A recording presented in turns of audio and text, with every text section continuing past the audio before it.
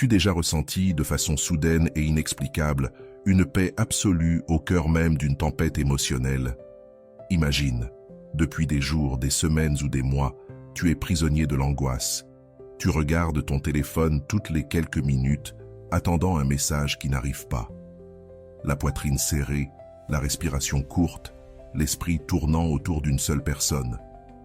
Tout est bruit intérieur, questions sans réponse, scénarios imaginés. Et puis, sans avertissement, quelque chose fait clic en toi et le chaos s'arrête. L'anxiété se dissout comme le brouillard au lever du soleil. Tu ne ressens plus l'urgence de vérifier ton téléphone, ni la douleur aiguë de l'absence. Ce qui apparaît, c'est le calme. Un calme profond, silencieux et pour beaucoup, dérangeant. Dérangeant parce que l'esprit logique, celui qui a toujours besoin d'un problème à résoudre, interprète mal cet état. Il croit que quelque chose ne va pas. Il croit que cette paix est une perte. Alors qu'en réalité, il s'agit d'un changement de niveau intérieur que peu savent soutenir. C'est là que la peur surgit. Tu te demandes si l'amour est terminé, si tu as cessé de ressentir quelque chose, ou si cette personne t'a déjà oublié et que la connexion s'est éteinte. Carl Jung expliquait que la psyché craint le silence, parce que c'est en lui que la vérité se révèle. Et si cela résonne en toi, abonne-toi et laisse un commentaire. Ainsi, YouTube nous remettra sur le même chemin. Car ce que tu vis n'est pas une déconnexion, c'est un profond réagencement de l'énergie émotionnelle. Aujourd'hui, j'ai besoin de te dire quelque chose clairement. Cette paix soudaine n'est pas la fin. C'est le signe le plus puissant que la dynamique a changé en ta faveur. Quand tu t'apaises réellement, quelque chose se met en mouvement chez l'autre. Jung appelait cela la compensation psychique. Quand une partie lâche prise, l'autre commence à ressentir le poids qu'elle évitait jusque-là. Tu ne remplis plus l'espace avec l'inquiétude. Et dans ce vide nouvellement créé, l'autre personne commence à faire face à ton absence réelle. Il existe un mythe très répandu qui affirme que si tu cesses de penser à quelqu'un, le lien se rompt. Mais la réalité fonctionne à l'inverse. Tant que tu entretiens l'obsession, tu occupes tout l'espace émotionnel. Quand tu t'apaises, quand ton énergie revient vers toi, apparaît un silence inconfortable que l'autre ne peut ignorer. Ce silence est actif, magnétique, révélateur. Cette vidéo est conçue pour t'expliquer ce qui se passe exactement dans cet espace invisible lorsque tu t'arrêtes et pourquoi c'est là que commence le véritable mouvement. Quand tu comprends cela, quelque chose se remet en place en toi. Tu ne forces plus rien. Tu commences à percevoir que ton calme n'est pas de la passivité. C'est une présence contenue. Avant, tu étais disponible même quand tu souffrais. Maintenant, tu es avec toi-même, même quand le manque est là. Ce basculement intérieur change entièrement la fréquence du lien. L'énergie cesse de sortir sous forme d'anxiété et revient comme cohérence. Et même si tu ne le vois pas, cet ajustement se perçoit, car la psyché humaine détecte instantanément lorsqu'elle n'est plus le centre de la scène. C'est ici qu'intervient une loi silencieuse que Jung a observée encore et encore. Ce qui n'est plus poursuivi s'active. Tant que ton énergie était tournée vers l'extérieur, l'autre se reposait dans la certitude. Mais lorsque ton énergie revient à la maison, une nouvelle gêne apparaît. Ce n'est pas encore du désir, c'est une inquiétude, une sensation diffuse de perte, sans explication logique. C'est la première réaction authentique. Elle ne naît pas de l'amour conscient, mais du vide que tu ne combles plus avec ton attention constante. L'esprit de l'autre commence alors à te chercher sans s'en rendre compte. Pas pour t'écrire, mais pour comprendre ce qui a changé. Avant, tu étais prévisible. Maintenant, tu es un silence stable. Et le silence stable déstabilise plus que n'importe quel reproche. Il n'y a pas de dispute, pas de drame. Il y a une absence émotionnelle réelle. Jung appelait cela une confrontation avec l'ombre, parce que cela oblige l'autre à regarder sa dépendance, son confort, sa négligence. Tu n'as rien fait d'actif, tu as simplement cessé de porter ce qui ne t'appartenait pas. Ce moment est souvent confondu avec de la froideur, mais ce n'en est pas. C'est de l'intégration. Tu es entier, sans avoir besoin de réaction extérieure, et cela crée une nouvelle tension dans le système. Quand une partie s'ordonne, l'autre perd son avantage inconscient. Elle ne peut plus se réguler à travers toi, ni décharger son chaos sur ta disponibilité. Ce désajustement est inconfortable et profondément mobilisateur, non parce qu'elle veut revenir, mais parce qu'elle ne peut plus ignorer ce qu'elle évitait de ressentir. Beaucoup tentent de provoquer cet effet en feignant l'indifférence, mais cela ne fonctionne pas ainsi. La psyché distingue ce qui est joué de ce qui est authentique. Seule la vraie paix, celle qui naît de la lucidité et d'un choix intérieur, produit cet impact. Jung insistait sur un point essentiel. La transformation ne se simule pas, elle s'incarne. Tu n'es pas en train d'appliquer une stratégie, tu es en train de clore une étape intérieure. Et quand cela se produit, le lien cesse de tourner autour de la peur et commence à répondre à une nouvelle distribution du pouvoir émotionnel. Dans cet état, tu n'as plus besoin de signes extérieurs pour te valider. Le téléphone peut rester silencieux et tu demeures centré. Voilà la différence. Avant, le silence te vidait. Maintenant, il te soutient. Et cette stabilité redéfinit ton identité dans le lien. L'autre ne te perçoit plus comme accessible, mais pas non plus comme distant. Il te ressent hors de son contrôle émotionnel. Cela active en lui des questions inédites, non pas sur toi, mais sur lui-même. Et c'est là que commence le véritable mouvement. Ce processus n'est ni immédiat ni linéaire. Parfois, l'autre tente de rétablir l'équilibre par de petits gestes, des messages ambigus ou des souvenirs partagés. Non par clarté, mais parce que le vide dérange. Jung décrivait cela comme une tentative de l'inconscient de restaurer ce qui est familier. La différence, c'est que maintenant, tu ne te précipites plus pour occuper cet espace. Tu observes, tu respires, tu restes intègre. Et cette cohérence maintenue transforme ton absence en une présence impossible à ignorer. C'est ici que beaucoup échouent. Dès que l'autre bouge, il retombe dans l'ancien schéma. Mais si tu replonges dans l'anxiété, le système se rééquilibre contre toi. La clé n'est pas de te retirer du lien, mais de ne plus t'abandonner toi-même. Rester calme, même lorsqu'il y a des stimuli. C'est la véritable épreuve. Jung affirmait que ce qui ne se maintient pas dans le temps ne transforme pas. Ta constance intérieure est ce qui rend ce processus irréversible. Peu à peu, le vide cesse d'être une simple absence et devient du sens. L'autre commence à associer ton silence à quelque chose qu'il a perdu sans savoir quand. Ce n'est pas une nostalgie romantique, c'est une reconnaissance tardive. Tu n'expliques plus, tu ne réclames plus, tu ne corriges plus. Et dans ce non-agir, tout se produit, car la psyché apprend davantage par contraste que par les mots. Ton calme devient une limite invisible, une limite qui ne punit pas, mais qui enseigne. Arrivé à ce point, quelque chose d'essentiel change en toi.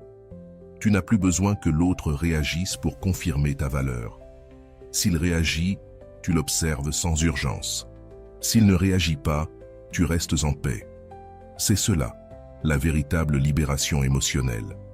Jung conclut souvent ses analyses en rappelant que la maturité n'est ni l'attachement ni la fuite, mais le choix conscient. Et toi, tu as déjà choisi de revenir à toi. À partir de là, aucun mouvement extérieur ne te définit plus, parce que ton centre est enfin à sa place. Quand le centre revient à toi, quelque chose cesse de faire mal, sans pour autant se durcir. Tu continues de ressentir, mais tu ne t'y perds plus. C'est la différence clé. Avant, le lien absorbait. Maintenant, tu l'observes depuis l'intérieur. Et cette nouvelle position transforme ton langage intérieur, tes silences, ton énergie. L'autre ne perçoit plus d'urgence, il perçoit une fermeté. Il ne sait pas l'expliquer, mais il le ressent. Et ce qui se ressent sans mots est souvent ce qui marque le plus profondément la psyché humaine. C'est ici qu'apparaît un phénomène subtil. Tu commences à te souvenir sans anxiété. Les souvenirs ne sont plus des piqûres, ce sont des images neutres. Cela indique que la charge émotionnelle est en train de s'intégrer.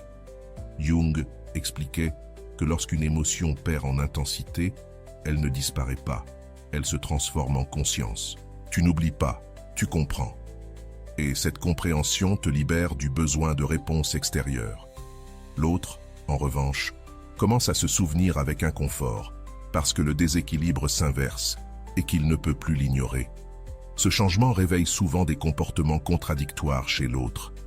Il peut se rapprocher et s'éloigner en même temps, non par malveillance, mais par confusion intérieure.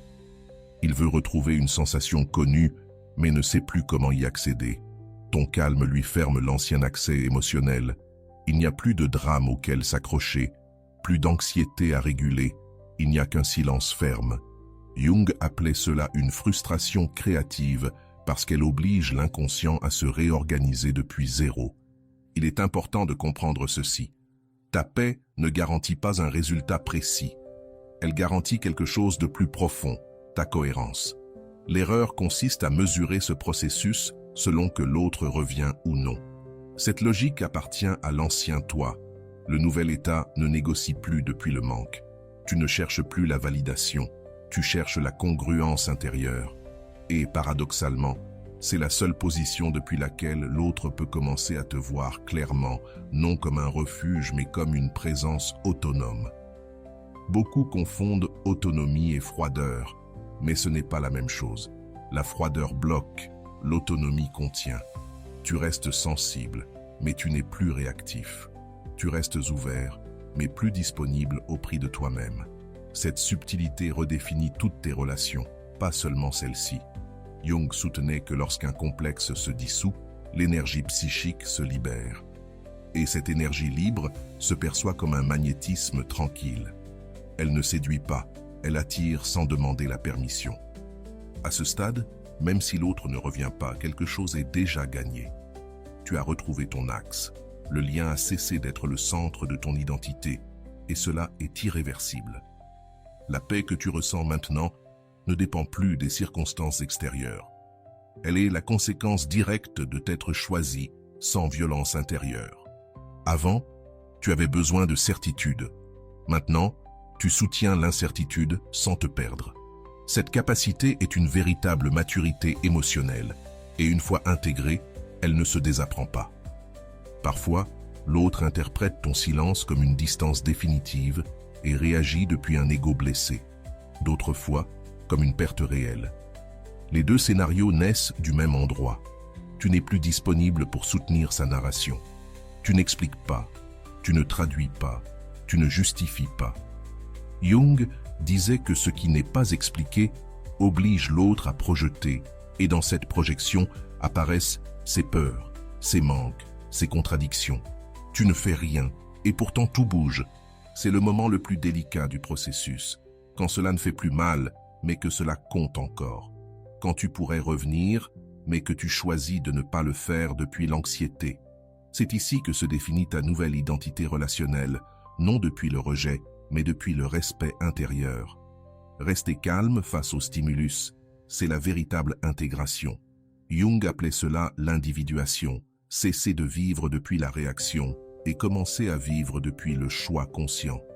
Et cela transforme toute dynamique, même dans le silence. L'absence cesse alors d'être un vide et devient une limite invisible qui enseigne sans parole. L'autre peut la traverser ou non, mais il ne te traverse plus, toi. Voilà la différence essentielle. Avant, tu t'adaptais pour ne pas perdre. Maintenant, tu te maintiens pour ne pas te trahir. Et cette posture ne se ressent pas comme un rejet, mais comme une solidité. La solidité ne supplie pas, ne poursuit pas, ne menace pas. Elle est simplement là. Arrivé ici, tu n'as plus besoin de signes pour confirmer quoi que ce soit. Ton calme est le signe. Une calme qui ne fuit pas, qui ne se fige pas, qui ne se défend pas. C'est une présence adulte. Jung rappelait que le plus grand pouvoir psychique est de se retirer sans ressentiment. Tu ne pousses plus la rivière, tu fais confiance à son cours. Et depuis cette confiance silencieuse, tout résultat cesse de te définir. Parce que l'essentiel a déjà eu lieu. Tu es revenu à toi, entier, sans te fragmenter à nouveau. Dans ce nouvel état, tu remarques quelque chose d'étrange. Tu n'interprètes plus chaque geste comme un signal. Le silence cesse d'être une menace et devient un espace. un espace pour penser, pour ressentir sans urgence, pour écouter ce que tu couvrais auparavant par du bruit émotionnel. Cette écoute intérieure est inconfortable au début, mais profondément révélatrice, car c'est là que tu découvres quelles parties de toi se sont perdues en essayant de maintenir l'autre. Et quand tu les récupères, quelque chose s'ordonne sans effort, comme si la vie respirait avec toi. Jung disait que nous ne sommes pas perturbés par les faits, mais par les interprétations que nous en faisons. Avant, chaque absence était un rejet. Maintenant, c'est simplement une absence. Cette différence change tout. Tu ne réagis plus depuis la blessure, mais depuis la compréhension. Et cette compréhension te rend ton pouvoir, non pas sur l'autre, mais sur toi. L'autre peut apparaître ou non, mais toi, tu ne te dissous plus dans l'attente. Tu restes entier, même dans l'incertitude. Ce point marque une frontière invisible. D'un côté, la version de toi qui aimait depuis la peur. De l'autre, celle qui aime depuis le choix. Ce n'est pas que tu veux moins, tu veux mieux. Et ce standard intérieur reconfigure ton énergie. L'autre le ressent comme une distance, mais ce n'est pas une distance, c'est une cohérence. Jung affirmait que lorsque nous cessons de nous trahir, l'inconscient s'aligne. Cet alignement se perçoit comme une calme ferme, impossible à manipuler. Beaucoup attendent ici un signe extérieur pour confirmer le changement. Un message, des excuses, un retour. Mais le véritable signe s'est produit à l'intérieur. Tu ne négocies plus ta paix contre une attention intermittente, et cela redéfinit ton langage émotionnel. Il n'y a pas de reproche, pas de froideur, seulement de la clarté. L'autre peut être confus parce qu'il ne reconnaît plus l'ancien accès, mais cette confusion n'est pas ta responsabilité. Tu n'as pas fermé le lien, tu as fermé la blessure. Quand la blessure se ferme, l'attachement perd de sa force. Le souvenir ne disparaît pas, c'est l'urgence qui disparaît. Jung observait que l'urgence naît toujours d'un complexe actif. Quand le complexe s'intègre, l'énergie se libère. Tu restes sensible, mais tu n'es plus réactif.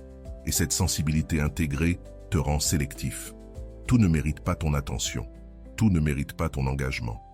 La sélection n'est pas de l'arrogance, c'est du respect de soi appris à travers le silence. Dans cet état, même le passé se réorganise. Des situations qui faisaient mal auparavant deviennent des enseignements. Des personnes que tu idéalisais se humanisent. Et toi aussi, tu cesses de te voir comme celui qui attend pour commencer à te voir comme celui qui décide. Cette transition est silencieuse, mais radicale. Jung appelait cela la réconciliation intérieure. Tu ne luttes plus entre rester ou partir. Tu es simplement là où tu ne te perds pas, et cette stabilité devient ta nouvelle base émotionnelle. L'autre peut tenter de réactiver l'ancienne dynamique par la nostalgie ou l'ambiguïté, mais tu ne réponds plus depuis l'ancien réflexe. Tu observes sans rigidité. Tu choisis sans culpabilité. Cette posture déroute parce qu'elle n'entre plus dans les extrêmes connus. Tu ne poursuis pas, tu ne fuis pas, tu es. Jung disait que la présence consciente est l'antidote de l'attachement inconscient. Et cette présence, même silencieuse, communique des limites claires qui n'existèrent pas auparavant. Ce processus te prépare aussi à de futurs liens. Tu n'entres plus depuis la carence, mais depuis une plénitude relative.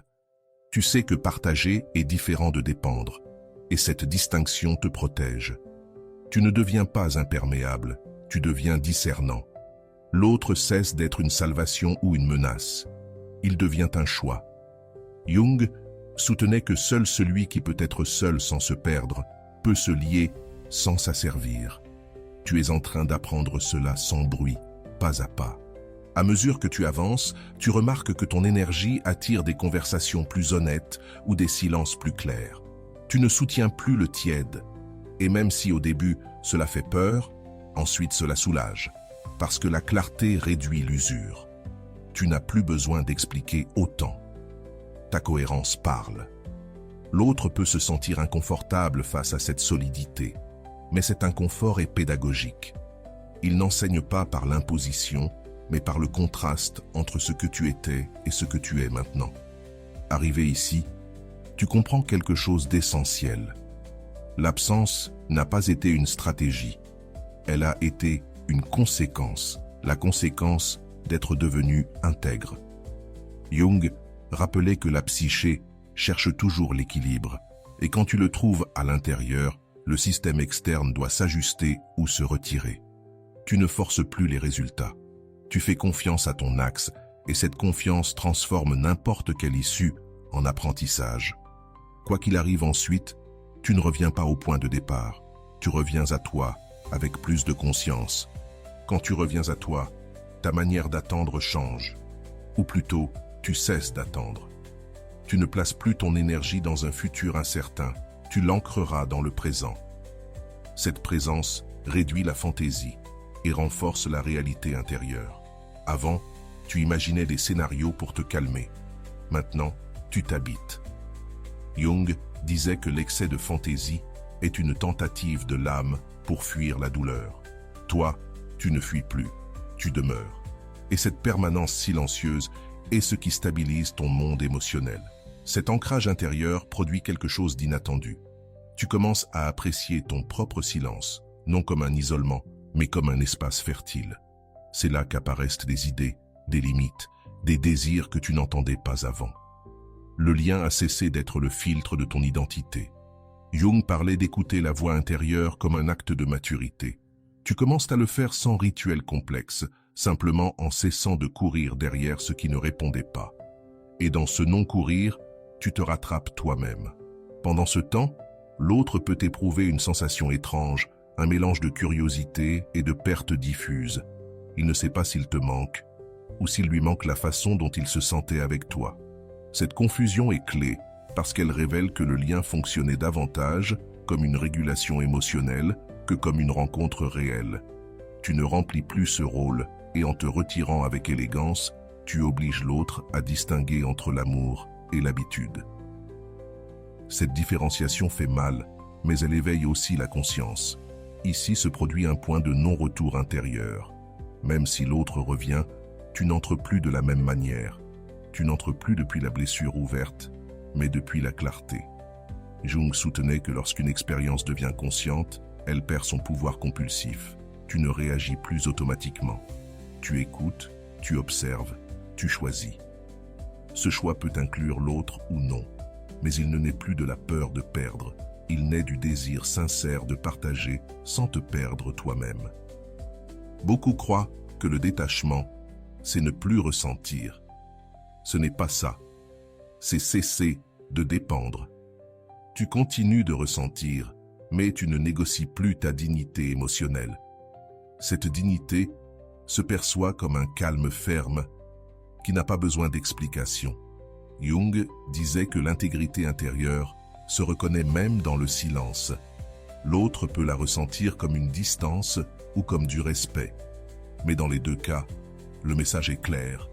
Tu n'es plus disponible pour des dynamiques qui te fragmentent. Ce processus reconfigure aussi ton corps. La respiration devient plus profonde. La poitrine s'ouvre. Le sommeil s'améliore. Ce n'est pas un hasard. Quand l'anxiété cède, le système nerveux se régule. Jung comprenait la psyché comme un tout inséparable du corps. Ton calme n'est pas seulement mental, il est somatique, et cette régulation se transmet. L'autre peut le percevoir comme une énergie différente, moins demandeuse, plus stable. Cela génère de l'attraction ou de la distance, mais jamais de l'indifférence. Dans cet état, même la solitude change de signification. Elle n'est plus un abandon, elle devient une compagnie intérieure. Tu deviens ton propre point d'appui, et à partir de là, le lien cesse d'être une nécessité pour devenir une option. Jung affirmait que seul celui qui se soutient lui-même peut soutenir un autre sans le charger. Tu apprends cela en silence, sans proclamation, et cet apprentissage transforme la façon dont tu aimes, dont tu écoutes, et dont tu te retires quand c'est nécessaire. L'autre peut tenter de revenir à l'ancien jeu avec des gestes familiers, mais tu ne réponds plus depuis cet endroit. Non parce que tu ne peux pas, mais parce que tu ne veux plus. Cette différence est radicale. Jung appelait cela la liberté psychique, quand tu peux faire quelque chose, mais que tu choisis de ne pas le faire parce que cela ne te représente plus. Ton calme n'est pas une résistance, c'est une congruence. Et cette congruence redéfinit le lien bien plus que n'importe quelle conversation en suspens.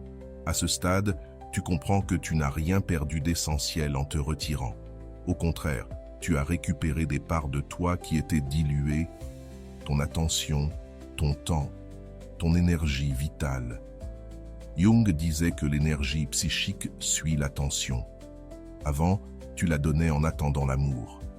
Maintenant, tu la diriges avec intention, et cette intention crée une vie plus ordonnée, plus honnête. L'autre peut le remarquer tard, mais toi, tu n'attends plus la reconnaissance pour valider ton processus. C'est le moment où la paix cesse d'être une nouveauté et devient un état. Pas de l'euphorie, pas de l'anesthésie, de l'équilibre.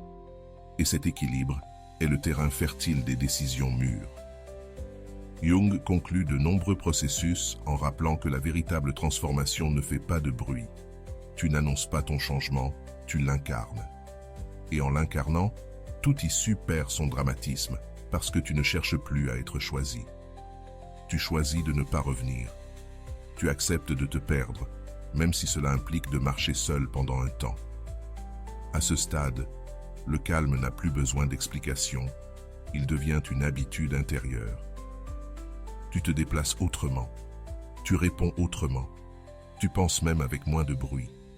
L'urgence a cessé de te pousser et, quand l'urgence disparaît, la vérité apparaît. Jung soutenait que la vérité ne crie pas, elle murmure. Et tu commences à écouter ces murmures dans de petites décisions. À qui réponds-tu? Qu'acceptes-tu? Quand te retires-tu? Cette précision quotidienne est le signe que ton centre ne se négocie plus. Ta relation au temps change aussi. Avant, chaque jour sans contact pesait. Maintenant, le temps redevient neutre. Il ne court plus contre toi. Cette neutralité déroute l'autre parce qu'il n'y a plus de hâte à exploiter. Jung disait que la précipitation est une forme de peur déguisée. Quand quelqu'un cesse de courir, il oblige l'environnement à se révéler tel qu'il est. L'authentique s'approche, le confus se dissout ou se dévoile. C'est là que tu comprends que l'absence ne cherche pas à punir, elle cherche à rééquilibrer. Tu ne t'éloignes pas pour provoquer une réaction, tu restes avec toi pour ne pas te trahir. Cette différence change tout. L'autre peut le ressentir comme une perte de contrôle, mais en réalité, c'est une perte d'accès. Il ne peut plus entrer dans ton monde émotionnel sans respect. Jung parlait de limites invisibles qui protègent l'individuation. Tu viens d'en construire une sans ériger de mur. Cette limite ne se défend pas par des mots, elle se soutient par la cohérence. Et la cohérence, lorsqu'elle est réelle, se perçoit même à distance. L'autre peut tenter de lire des signes, de chercher des fissures, d'interpréter les silences, mais il n'y a pas de fissure quand tu es entier. Jung affirmait que la fragmentation interne finit toujours par se filtrer vers l'extérieur. Toi, tu ne filtres plus le chaos, tu filtres le calme. Et ce calme redéfinit toute la narration du lien, même si celui-ci ne se prononce plus jamais. Parfois, l'autre ressent l'impulsion de réapparaître précisément au moment où toi, tu n'attends plus rien. Ce n'est pas un hasard, c'est une résonance tardive. Mais ici, quelque chose de décisif se produit. Tu ne confonds plus le mouvement avec le changement. Tu écoutes avec attention, pas avec faim émotionnelle. Jung insistait sur le fait que la conscience transforme la répétition en choix. Tu ne répètes plus par inertie, tu évalues. Et cette évaluation sereine est le plus grand signe de maturité affective.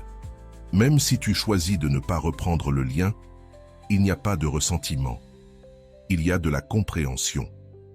Compréhension de ce qui a été, de ce qui n'a pas pu être et de ce que tu choisis désormais de protéger.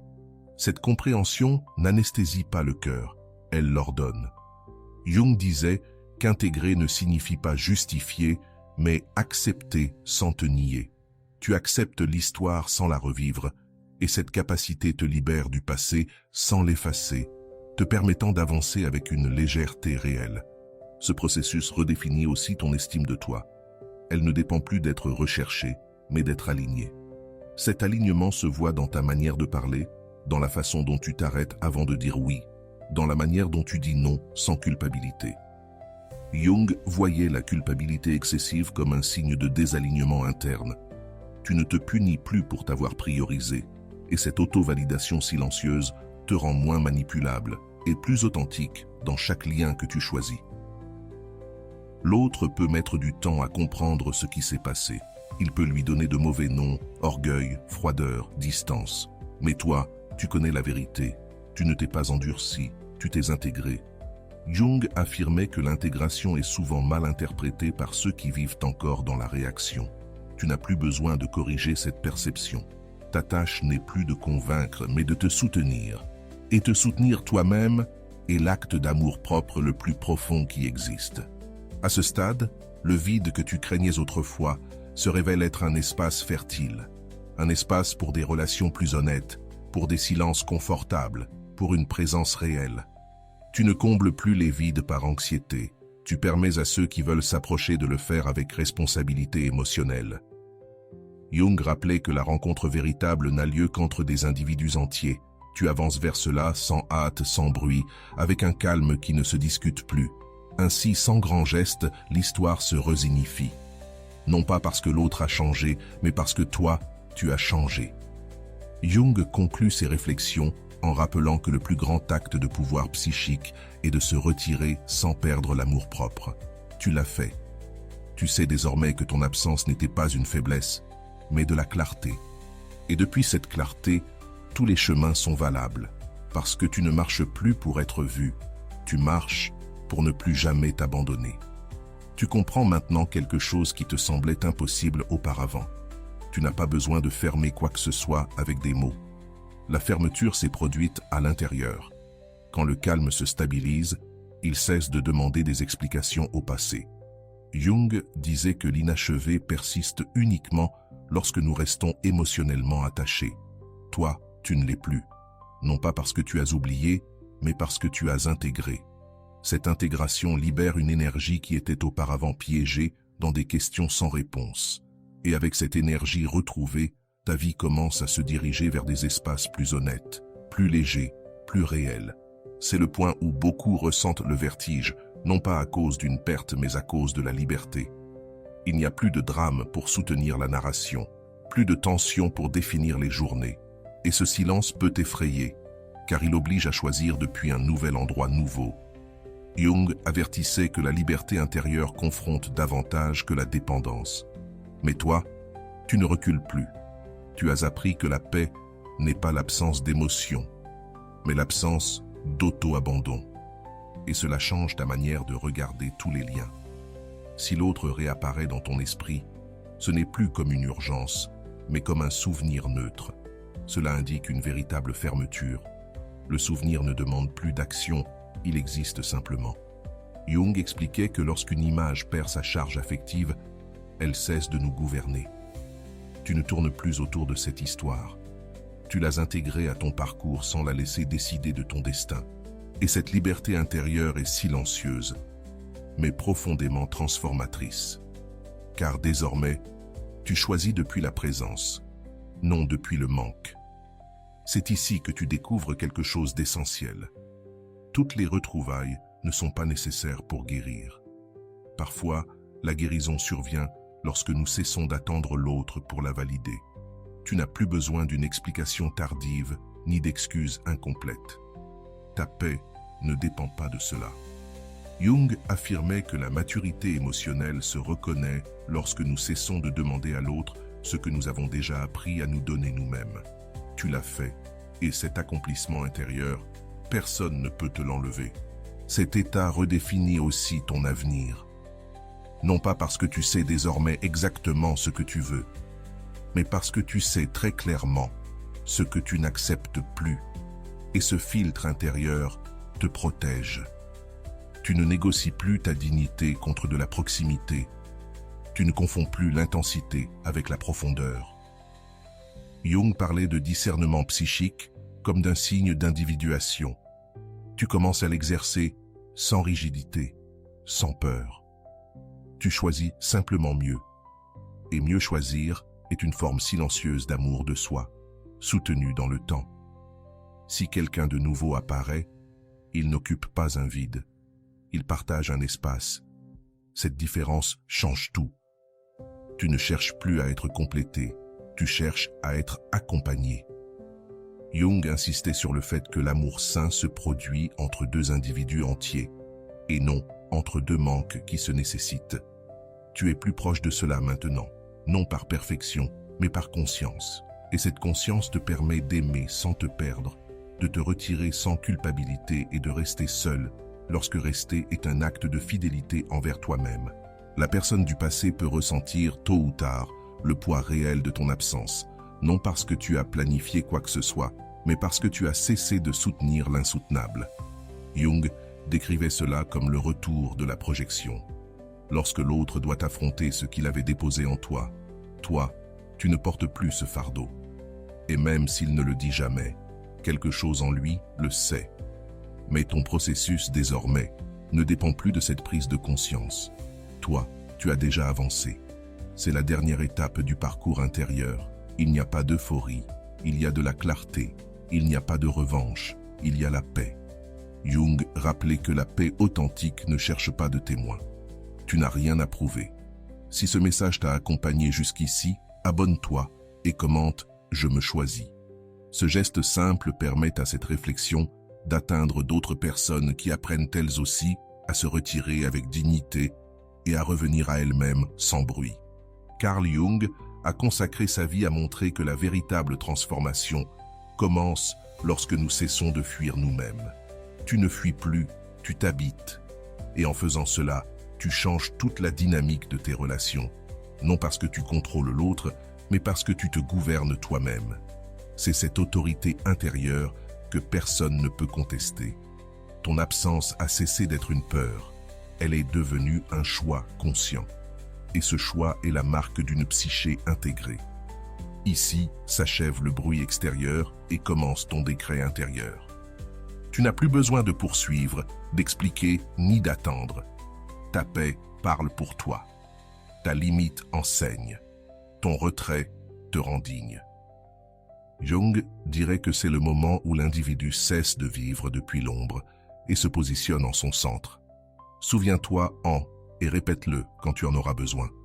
J'ai le pouvoir de me retirer avec élégance.